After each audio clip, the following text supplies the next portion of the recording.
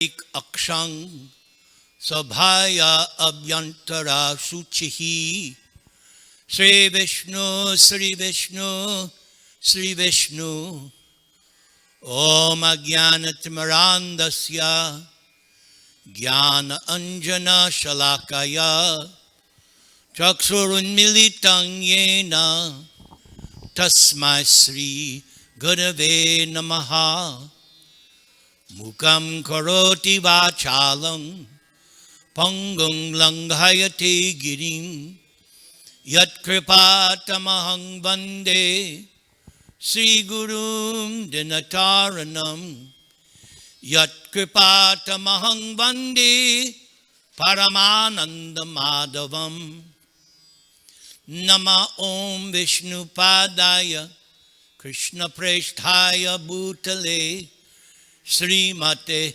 Bhakti Vedanta Swamin Iti Namane Namaste Saraswate Deve Gauravani Pracharane Nivishesha Shunyavadi Paschatya Deshatarane Trinadapi Sunichena Tarar Eva Sahishnuna Hamanina Manadena Kirtaniya Sadahari Hare Nama Hare Nama Hare Nama Eva Kivalam Kalo Nastyeva Nastyeva Nastyeva Gatir Anyata Om Namo Bhagavate Vasudevaya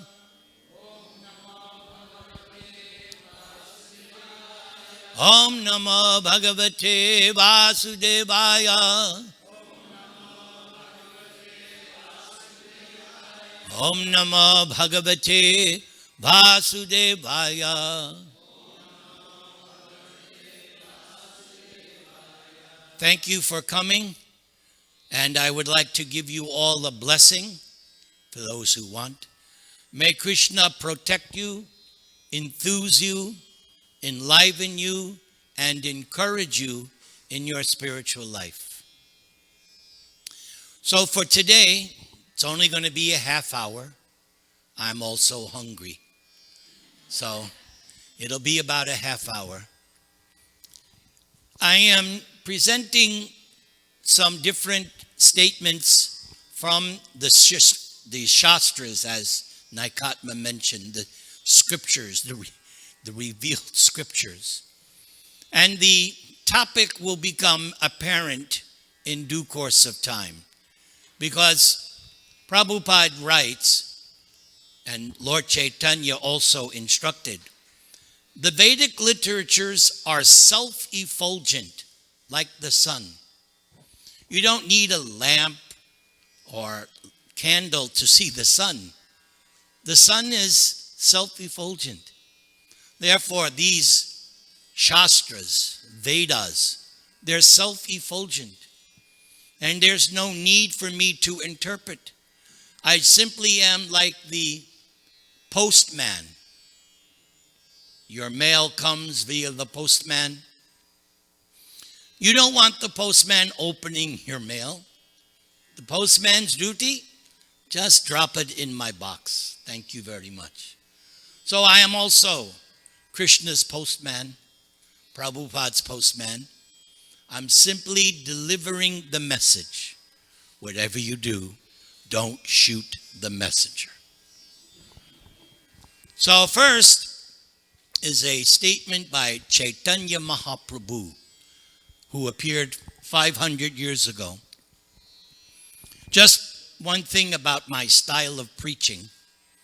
I look at the audience and I try to surmise the different levels I may perceive. So when I'm speaking, some of my statements are for the advanced students. Some statements are for the middle. And some of my statements will be applicable to the new. So you pick and choose as you like. So Lord Chaitanya was instructing his disciple Sanatan And in the course of his instructions, he said this. I hope my Bengali is okay. Shraddha Shabde Vishvasa Kahe Sudrida Nishchay Krishna Bhakti Kaile Sarvakarma Kritahai.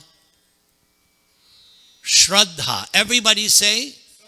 Shraddha is confident, firm faith that by rendering transcendental loving service to Krishna, one automatically performs all other subsidiary activities.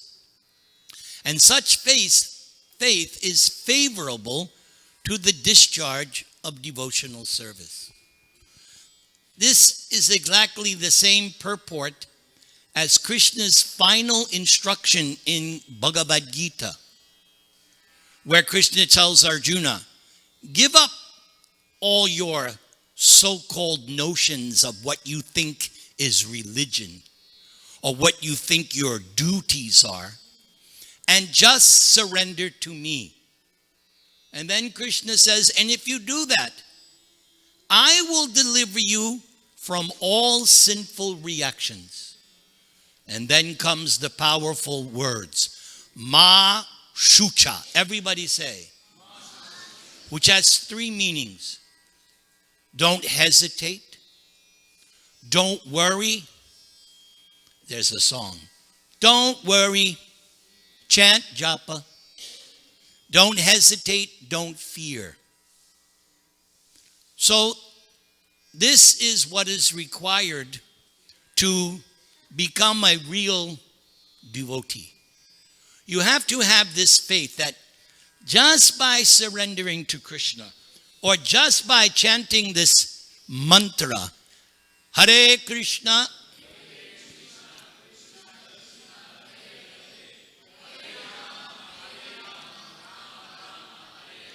everything will be taken care of. Let's go on. There's more to this to help us understand. Here is a statement from the Srimad Bhagavatam. Yata toror mula nishechenena tripyanti tatskanda bujo pashaka prano paharach cha yatendriyanam tataiva sarvarhanam achutteja. So here, the great saint Narada Muni, Prabhupada in one of his purports says that in our Gaudiya Vaishnava line, Narada Muni is one of the most, if not the most important acharya. Narada Muni has written a book, Narada Bhakti Sutras, complete codes on the science of bhakti. So in the Bhagavatam, he's preaching to these nice personalities, the prachetas. And in the course of his lecturing, this verse, this is something Prabhupada has quoted many times throughout his books, many times in his lectures. Narada says, by pouring water on the root of a tree, one automatically satisfies the trunk, branches, and twigs. I can identify with this because when I was how old are you? Okay, when I was your age, my father had a nursery. That was his side job. So every Saturday I had to go with him to the nursery, pull weeds, and water the plants. And my father would say over and over again, water the root, not the branches. The tree eats through its roots. Yeah, the tree eats through its roots. So when I found this verse, I said, oh my God, my father was my first guru. He was teaching me spiritual knowledge without my even knowing. Then he gives another example, which I definitely understand. By supplying food to the stomach, where it nourishes the life air, one satisfies all the senses. Yeah, you don't put the food in your ear or your nose. You put the food in the mouth, and if you have good digestion, which I used to have, then look what happens. Yes. In the same way, so why is Narada using this analogy? In the same way, by worshiping Krishna and rendering service to Krishna, one automatically satisfies all the demigods. Sometimes, that's coming up. I was going to say something, but the next verse explains it. So Narada is saying that because there are so many demigods, there are so many millions of even just the administrative demigods, what to speak of all the residents in the heavenly planets. So some people think, I have to worship this God, this. No, you just worship Krishna, automatically the demigods are taken care of. Now we go to Krishna, my favorite. Lord Sri Krishna ki. Yes, as I said, I am Krishna's postman. I sometimes say I'm Krishna's salesman. Because one of our teachings is that, because it's Lord Chaitanya's teaching, that, you don't want to chant names Krishna and Rama, that's okay. Whatever name of God you have in your culture or religion, if it signifies the Supreme Being, chant that name. Allah, Buddha, Christ, Jehovah, Yahweh. That's okay. But if you ask me, since I'm Krishna's salesman, what am I going to recommend? Krishna, right? If you go to Toyota, what are they going to sell you? They're not going to sell you Hyundai, right? And we've had that experience. You're looking for a new car, so you go here. And no matter where you go, they tell you, this car is for you. It's got your name on it. They all say that, right? So every religion says, we're the only way. Every religion. Nobody's got a monopoly. So we say the same thing. Only Krishna. I'm Krishna's salesman. Thank you very much. So Krishna is speaking to his great devotee and friend Uddhava. Uddhava is special because he looks just like Krishna. One time, Krishna sent Uddhava to Vrindavan to see his dearmost devotees, the gopis. They were missing Krishna, feeling separation. So Krishna sent a message with Uddhava. And when Uddhava arrived, the gopis thought, Krishna has returned because Uddhava looks just like Krishna. But there was a few things that, this is not Krishna. So Uddhava is very confidential. So Krishna is instructing Uddhava just before Krishna leaves this planet Earth 5,000 years ago.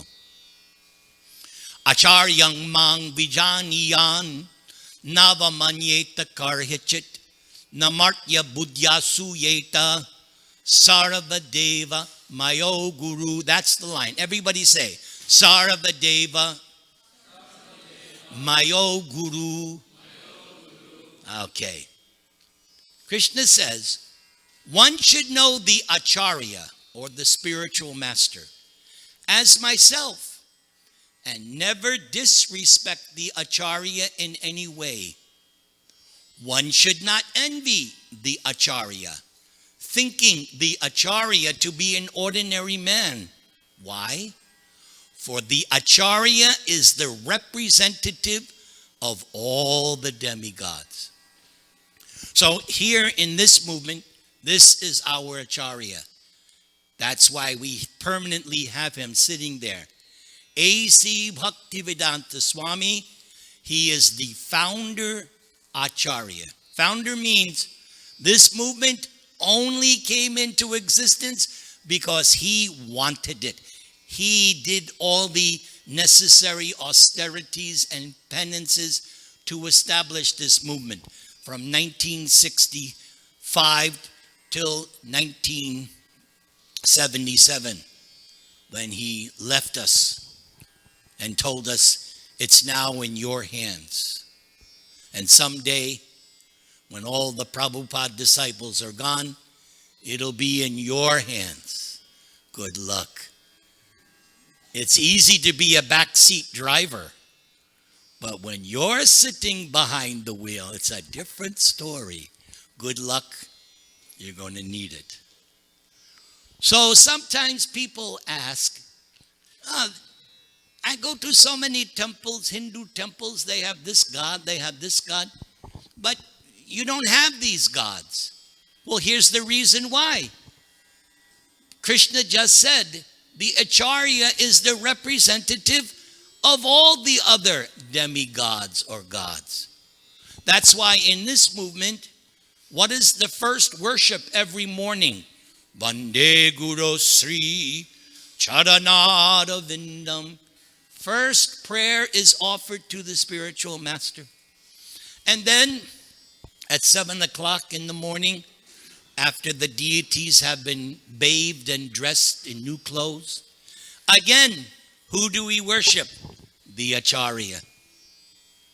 So it's good to understand, simply by worshiping the Acharya, you're worshiping all the demigods. Now, it's not that we are against them. Here, we will listen to a statement by Lord Shiva, who we see as the greatest devotee, Vaishnavanam Yata Shambhu. Of all the followers of Lord Vishnu, the Bhagavatam says at the very end, who is the best of all the followers of Lord Vishnu? Shambhu, Lord Shiva. So he was once speaking to his wife, Goddess Durga. Now, I always like how Lord Shiva addresses his wife. He doesn't say, yo, woman, come over here. No. Lord Shiva is very refined. My dear Devi. Now, I do the same thing with my wife. Sweetness goes a long way. Men, take a clue. Husbands, take a clue. Sweetness. You'll get everything you want. So Lord Shiva says, my dear Devi, although the Vedas recommend worship of demigods, the worship of Lord Vishnu is topmost, because sometimes Lord Vishnu is included in the canopy of all the demigods. So he says, but of all the demigods, now this is Shiva speaking, says the worship of Lord Vishnu is topmost. However, oh my God, however, above the worship of Lord Vishnu is rendering service to devotees who are related to Lord Vishnu. So again, Prabhupada is considered in this movement to be the great devotee who we follow, his teachings, his example. So by rendering service to Prabhupada, that's actually higher. And one may say, well, what did Prabhupada want us to do? What does Prabhupada want us to do? Prabhupada made it very clear. Push on this movement. Preaching is the essence of this movement. It's not simply just another temple. There are so many temples now. I remember back in, and I've been told many times, in 1976, this was the only Hindu temple. Everybody used to travel so many miles to come here. But little after little, more temples were established. Now there are so many temples in Southern California. Okay, so the purpose of this temple, Prabhupada's temples, is that they are meant to be educational institutions. That's why we do these classes. You are to be applauded for sitting rather than going out and gossiping or eating. You are to be applauded because you are listening. So I ring the bell. By the way, for those who don't know, I have been ordered by my authority to bring this bell wherever I preach. So I'm just following instructions.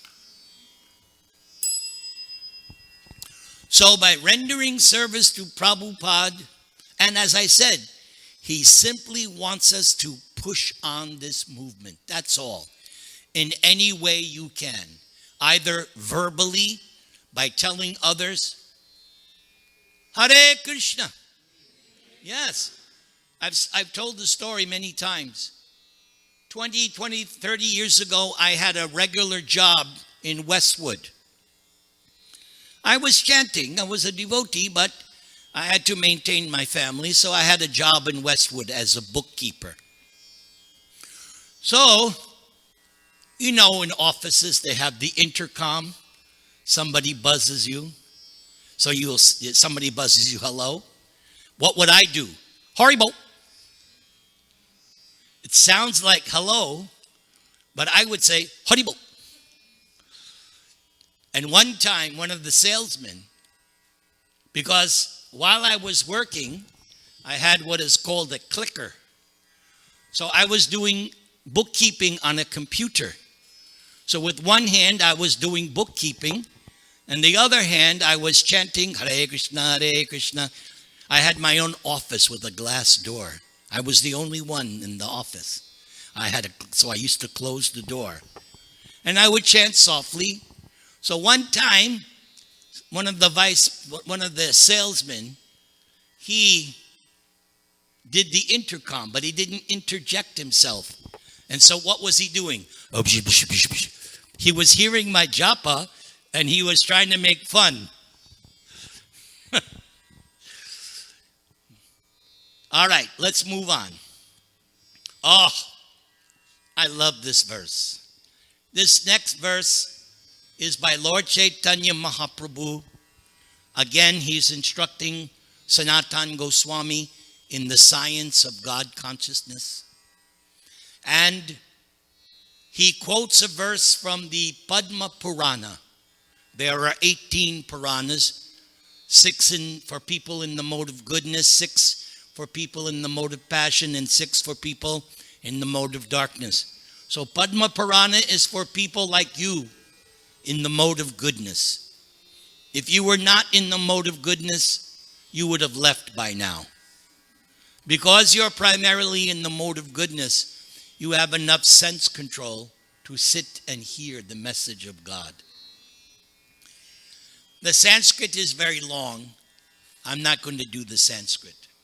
But here's the translation. I love this verse. This verse says, there are many types of Vedic literatures and supplementary Puranas.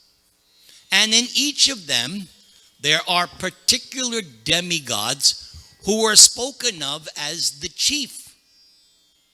But this is just to create an illusion for the moving and non-moving living entities. Let them perpetually engage in such imaginations. But, here's the big but. When one analytically studies all the Vedic literatures collectively, one comes to the conclusion that Lord Krishna is the one and only Supreme Personality of Godhead. I love that. It's the same thing that Krishna himself says in Bhagavad Gita, chapter 7, verse 7. Mattak parataram na anyat. Krishna himself says, there's no one superior to me. And elsewhere in Gita, Krishna says the same thing. I am the supreme. I am the God of all other gods. And this Padma Purana is saying the same thing. Yes, you can study all the Vedic literatures. There are hundreds of books. But if you study them objectively, you will only come to the conclusion that Lord Krishna is the one and only supreme personality of Godhead. All in favor say, Jai Sri Krishna. Now, there is another verse. This appears, Narada Muni is instructing Krishna's father, Vasudeva, not Krishna's foster father, Nanda Maharaj, but Krishna's quote-unquote real father, Vasudeva and Devaki. So Narada was instructing Vasudeva, and he told the story about the Navayogendras, mystic sons of Lord Rishabdev. And these mystic sons, the Navayogendras, were being questioned by a great king, Maharaj Nimi.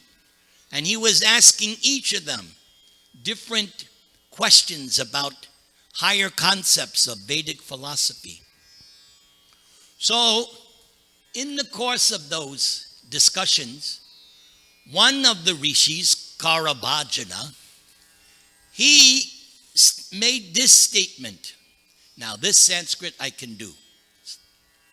Devarshi bhutapta nirnang patrinang nakinkuro nayam rinicha rajan sarvatmani ya sharanang sharanyam guto mukundang parhiritya kartam. So the key word, mukunda. Everybody say. Come on, everybody say. Thank you.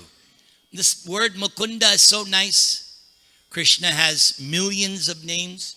Each has a meaning. Each has a specific potency. Mukunda means the one who gives salvation, the one who gives liberation. Many times in my younger years, when I would go out for book distribution or on Harinam, there would be a particular religious cult, and they would come up to me in anger. Are you saved? And I would say, of course I'm saved. Mukunda. If you take this name, everybody say, you're saved. You're saved. Very good. When I hear the response, it means I've got the audience. And I don't see many people on their cell phones. That's good. So, here is what Narada said. Not Narada. Karabhajana Rishi, one of the Navayogendras.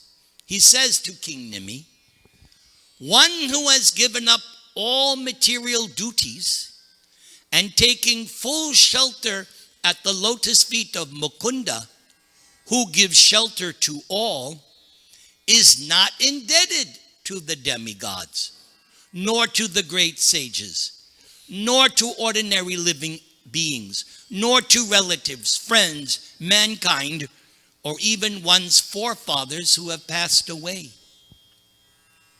Now, Prabhupada, in his purport, he gives some more detailed understanding.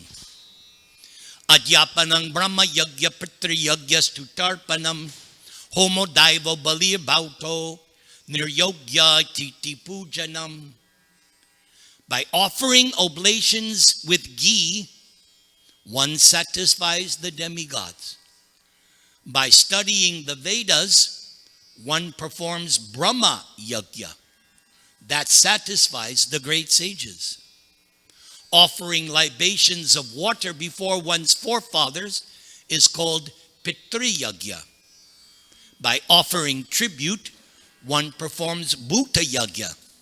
And by properly receiving guests, one performs Nir Yagya. Yagya means sacrifice.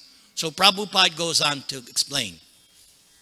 These are the 5 sacrifices that liquidate the 5 kinds of indebtedness. We're indebted? We're indebted to the demigods, to the great sages, to the forefathers, to living entities, and to common men. Therefore, one has to perform these 5 kinds of yagyas. Right? Oh, but wait, there's more. But, my favorite word, but. When one takes to the chanting of the Hare Krishna mantra,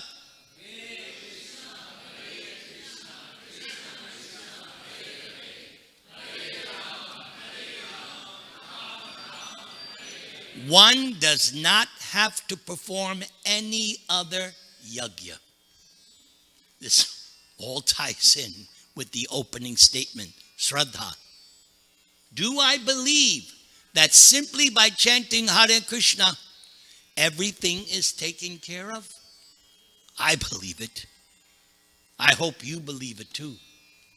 That's why we are known as the Hare Krishna movement. Our main preaching, our main slogan, chant the name of God and be delivered. That's it. Just chant the name of God.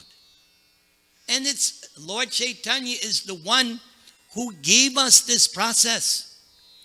In previous ages, you had to do meditation for thousands of years in order to achieve perfection.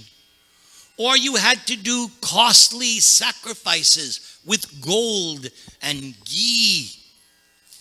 Or you had to worship the deities very elaborately with so many rules.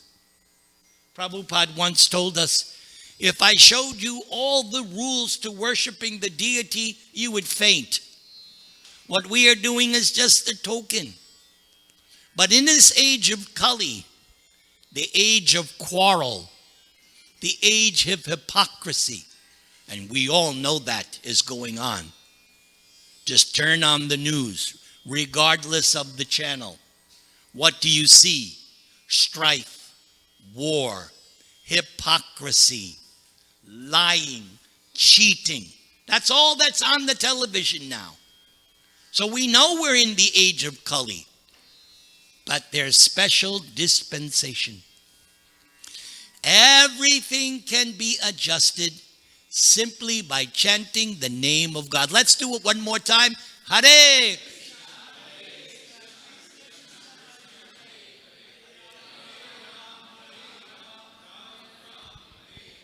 All right, let's see. I'm almost over time. Oh, we just got one more. Can we stay for one more? All right, I'll make it quick. Svapadamulang bhajatak priyasya taktanya bhavasya hari paresha vikarma yachchot patating katanchid dunoti sarvang hridi sannivishta. One who has given up everything and taken full shelter at the lotus feet of Hari. Oh, that's not. Come on. Hari. That's how you chant. Not like this. Hare Krishna. No. With enthusiasm, gusto. Hari. Now you get it. So one who has given everything and taken full shelter at the lotus feet of Hari is very dear to Krishna.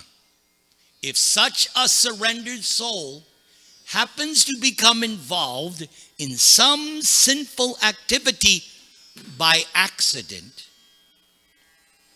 the Supreme Personality of Godhead, who is seated in everyone's heart, removes one's sins without difficulty.